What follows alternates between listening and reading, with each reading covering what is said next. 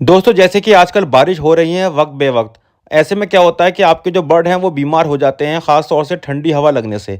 दोस्तों अगर आपका बर्ड बीमार हो जाता है तो उसमें आपको कौन सी दवाई देनी है, 3 मेडिसिन के नाम बताऊंगा, कोई भी मेडिसिन आप दे सकते हैं, उससे आपका बर्ड बिल्कुल ठीक हो जाएगा। और जो लास्ट में जो मैं तीसरे नंबर की मेडिसिन बताने वाला हूँ वो मेरी सबसे फेवरेट मेडिसिन है।